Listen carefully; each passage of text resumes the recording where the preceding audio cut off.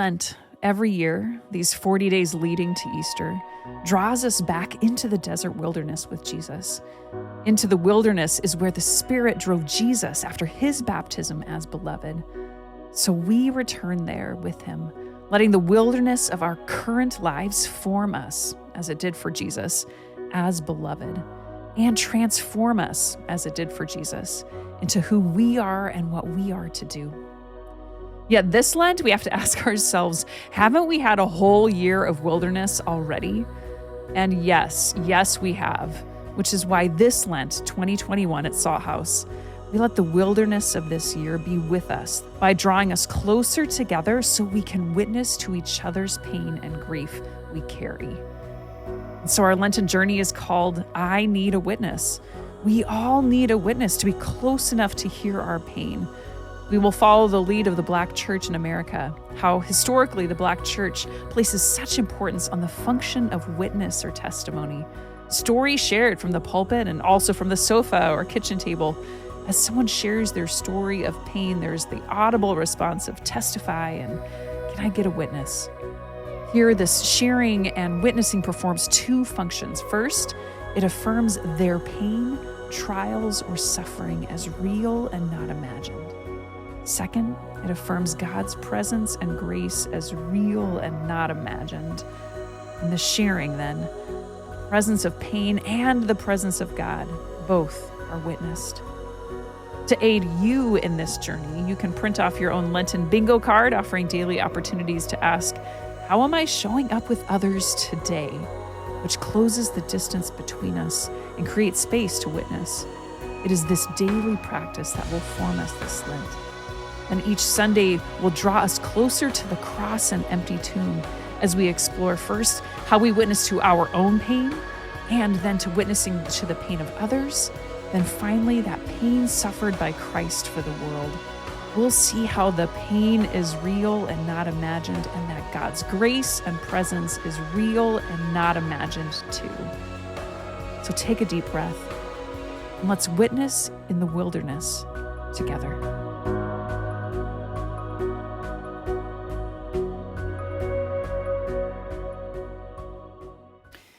Friends, in our Lenten wilderness together, where we are naming and experiencing what it means to witness, we are already over halfway through. We're already to the fourth Sunday of Lent. And I would acknowledge that you have already done incredible work these past two Sundays, first with Pastor Ryan and then last week with Professor Kata Schwain. You courageously wrote about your suffering. You witnessed to your own suffering.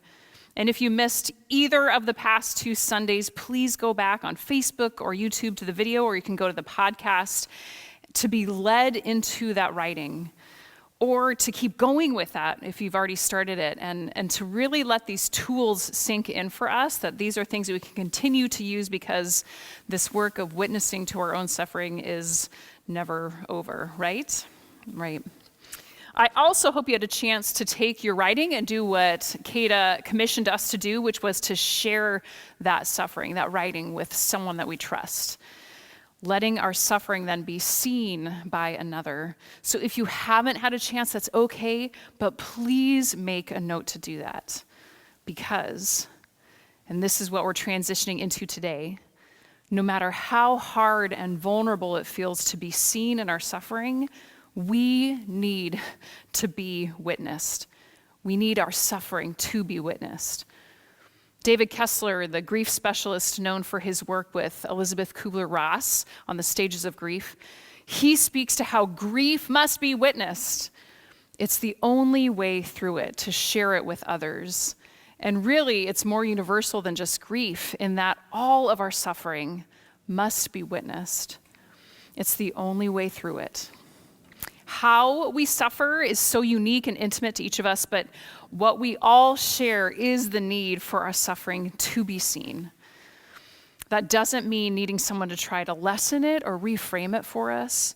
The need is for someone to be fully present to the magnitude of our pain without trying to point out the silver lining. We need it. And knowing that we need it, guess what that means? That means that we also know that everyone else around us needs their suffering to be witnessed to. And that's where we head today. We're going to have a conversation about being people who witness to the pain of others, what the Jesus story says about it, why we do it, and what it looks like. And before we even start the conversation, let's name up front how this is hard to do, witnessing our own and witnessing others' suffering. Because the tacit message in our culture, and yes, in our churches, is this. It's that success is public. Suffering is private. And the Christian church in modern times too often equates faith with being happy, healthy, and successful, which doesn't leave room for public suffering, which is not the gospel of Jesus, right? At my former church, too many times for me to count, folks from my church who were going through like a devastating time, they would say, "Oh, I can't come to church right now. I just like cry the whole time." There was this discomfort, even a fear, of being seen in their pain. Friends, I'm so sorry for any way in which this has been you, whether here at Salt House or at a previous faith community. That's not how it should be. As God's people, we're invited to feel and experience all the things and let it be seen, to very much not be happy, healthy, and successful all the time. As God's people, then we're invited to be present with others as they feel all the things and let them be seen too, and not be happy, healthy, and successful all the time. So it sounds really obvious, but it isn't in practice, and we really struggle to create safe spaces to do it because, again, the cultural air we breathe keeps affirming how success is public and suffering is private. And so today is just one small piece of how we continue to push back against that and reclaim the way of Jesus, which we follow as the way that witnesses to suffering. Can you feel it? Are you with me? Okay, then let's do it. So first, let's turn to Scripture, to the story of God that points us toward how this is true.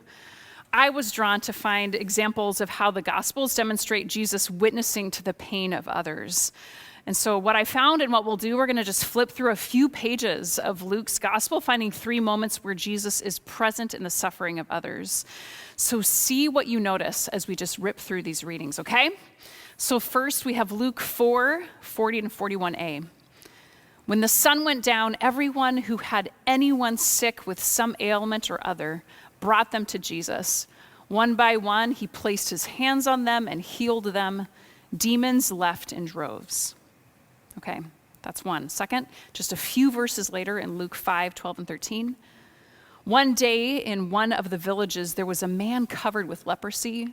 When he saw Jesus, he fell down before him in prayer and said, "If you want to, you can cleanse me." Jesus put out his hand, touched him, and said, "I want to, be clean." Then and there, his skin was smooth, the leprosy was gone. And third, a few verses after that, Luke 5, 29 through 32, Levi gave a large dinner at his home for Jesus. Everybody was there, taxmen and other disreputable characters, as guests at the dinner. The Pharisees and their religion scholars came to see his disciples, greatly offended. "What is he doing, eating and drinking with misfits and sinners?"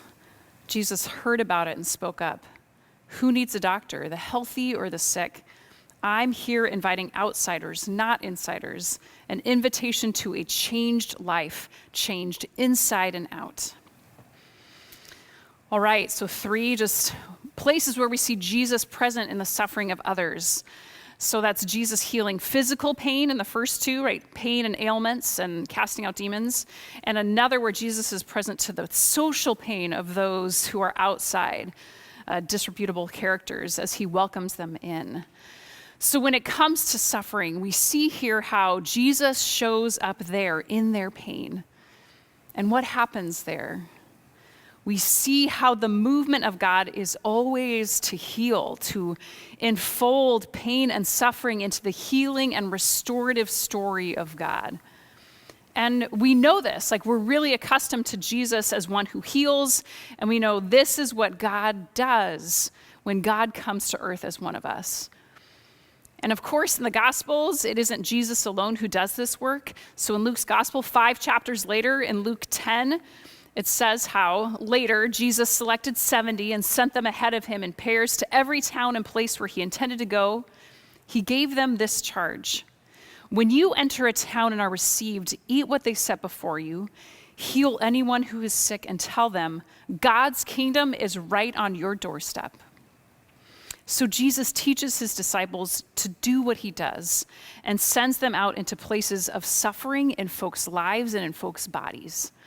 This is true for the disciples then and disciples now, right? This is us. This is for us. We're invited into the places of pain in others.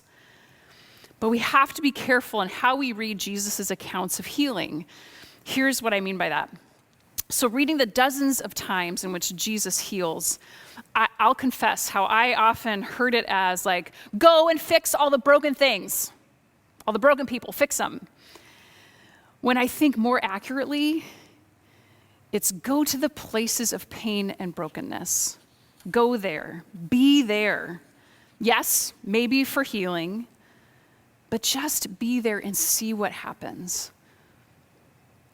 And we see this even more as we step back to consider the bigger picture of the New Testament, and we can hold alongside these healings of Jesus with other pictures of the Jesus life lived together in community, places like in the book of Acts and Paul's letters and other letters of the New Testament. So in these writings, we're listening into written conversations between leaders of the Jesus movement and the people who were in these forming communities.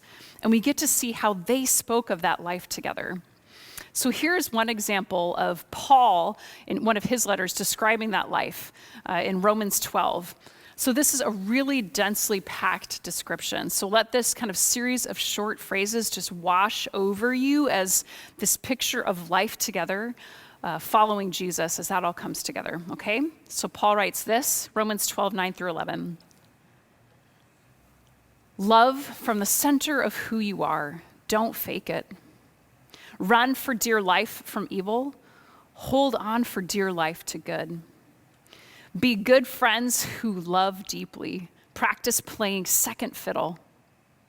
Don't burn out. Keep yourselves fueled and aflame. Be alert servants of the master, cheerfully expectant. Don't quit in hard times. Pray all the harder. Help needy Christians. Be inventive in hospitality.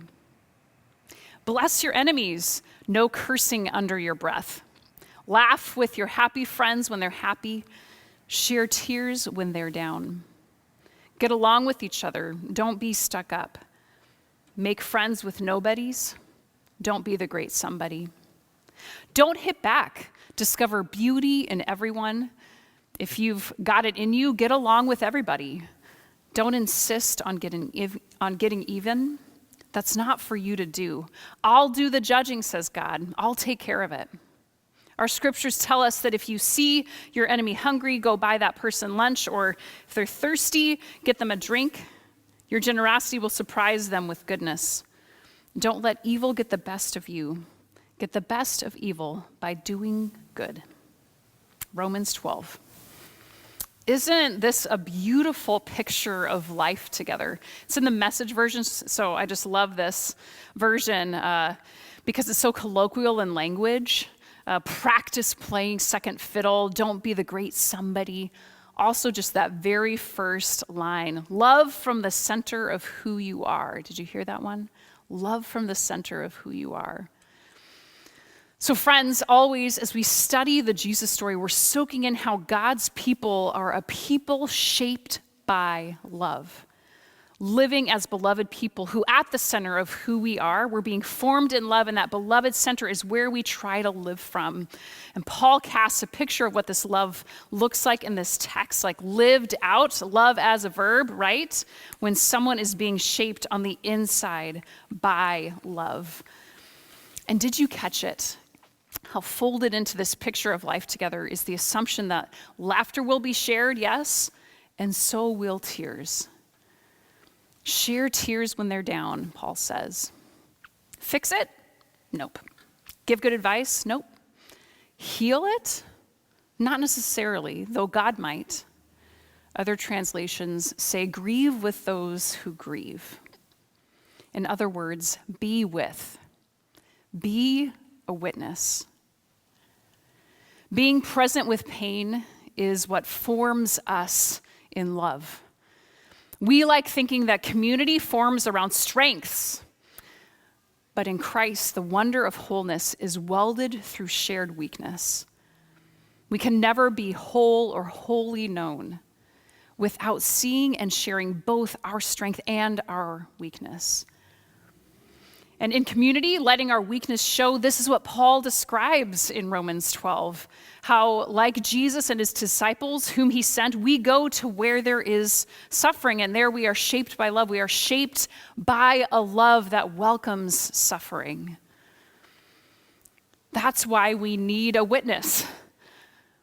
That's how true communion and connection happens, not through strength. In our weakness and suffering, we experience the glory of communion with each other and with Christ, enfolded in a love that welcomes suffering. David Kessler's assertion that grief must be witnessed, it affirms what we find in the Jesus story. It's also echoed in neuroscience and psychology, how we are biologically designed to accompany others in their pain. We possess mirror neurons, which you probably know, where, my eyes and brain will take in how your face has fallen in grief, and so my face will fall too, to express and feel what you feel. We're wired to witness in these bodies. But that can get hidden under our fear of being present in another's pain. So I want to get a little bit into the practicalities of what witnessing can look like, because I know that I'm not alone with my default setting that sees pain, and I either want to run in the other direction, or I want to dive in and help and fix it, right? But this whole Lenten series, we're naming how the space we hold is not to fix it, but to make space to witness to how the pain is real and the presence of God is real too. So even though I'm trained as a pastor, as a psychology major, I will tell you the best schooling that I've had when it comes to how to witness, honestly, it's what I've learned from those who have been with me in my pain. Through experiencing their loving presence, when the bottom of my world has dropped out, I can look back now at what others did in my presence in their presence of my pain. And though there were good-intentioned folks who weren't able to be present in that way sometimes, there are those who were with me. And in them, I see them and I say, oh, okay, yes, that's what it looks like to hold space and to listen and to not fix it and to see God in it, to witness. And I wonder if this might be true for you. I wonder who have been the witnesses to your pain. And I'm not talking about every person who was there with you, but the ones who really saw you and heard you, who didn't try to fix it, who may have been a passing acquaintance or your best friend. They probably caused you to cry in the face of such simple presence in their love that welcomed your suffering. What do you remember about their example with you? These folks are the ones who likely gave you space to share what you've experienced and for you to give voice to your frustrations and fears and hurts. They may have been curious and actively, tenderly asked you about it, or just left the space for you to share. Whether you were facing a difficult marriage or depression or the loss of someone or debilitating illness, this kind of witness creates the conditions where the one who's listening is able to encourage us that we are not alone, reassuring us that others see and affirm our difficulties and frustrations too. When you're at the point in a tough time of wondering whether, you're crazy, whether you're just imagining that things are hard, these are the few who can help us by listening to our stories and affirming us. And they did that for us by saying things like, wow, that really is hard. Or I can't believe you're having to face that. Or you're right, what you're talking about is so heartbreaking and I have no solutions. This is what it looks like to witness. Who have you heard that from? Experience that kind of witness with. This is what it looks like to witness and name the pain as real. The last 2.5 years of my life, it's been 2.5 years since I sustained a concussion and a month later was diagnosed with post-concussion syndrome, which means the symptoms of concussion will continue for a long time. The last 2.5 years has been wilderness school for me. So much suffering and so much learning. And too many witnesses to name and thank who have held my pain with me, who have seen me and taken the time to understand where I am in this shifting journey. But one moment of witness I'll name is an example that's stuck with me. It was with my brother-in-law, Aaron, and we were all gathered at the Bendixson family Christmas gathering in 2018. So it was 3 months after my injury when things were still really intense. And Aaron had drawn my name for like the adults, like the family gift exchange, right? So he had so thoughtfully curated a collection of gifts that would just lavishly pamper and care for me. It was so thoughtful.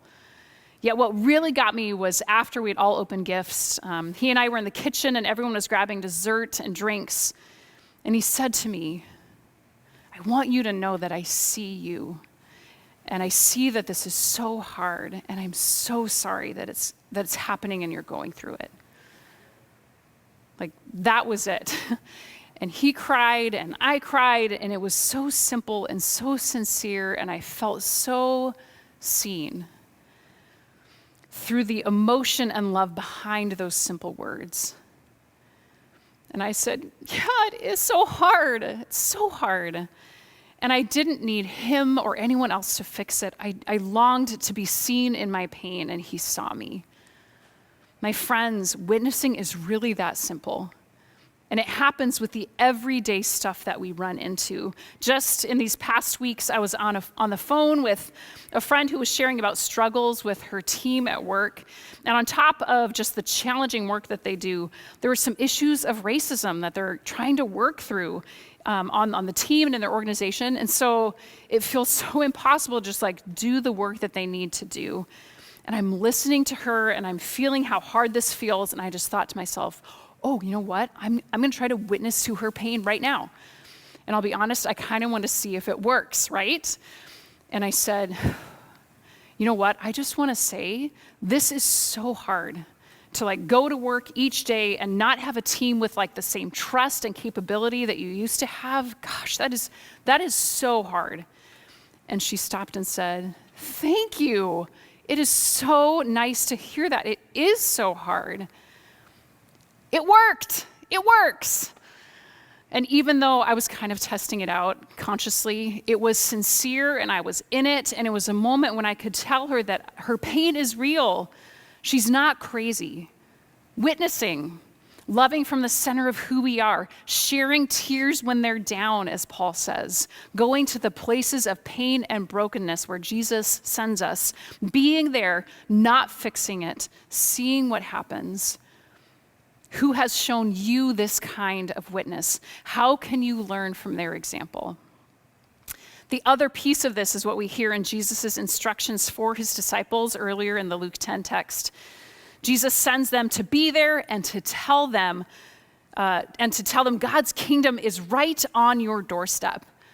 To name how they see God there. Oh, this is so hard, but I see God in this mess. Like, God is here despite despair and pain. Who has done this for you as well? How have others given you the space for courage, your courage, to speak of the mysterious ways you saw God show up on your doorstep, bringing comfort, presence, and hope in the hardships? Are there ways in which they were able to see and name God's presence? Often these are witnesses, they will help us to see this by saying things like, "Yeah, that really does sound like God met you in that moment." Or, "Wow, it's amazing to see how God has provided for you, even with all of the ongoing challenges." this is then what we say too. For me, there have been so many God-affirming moments like this, especially in how folks have just been like the grace of God for me when I've needed to stop doing something or not do something because of my brain and I was feeling guilty or ashamed of it. There was such grace expressed. This happened even just in this past week. I felt pretty awful this past week. The concussion left me with what neurologists call migraine brain, which certain triggers will cause the symptoms to reoccur and stir up all the grief, anxiety, and the inability to function that the original concussion did.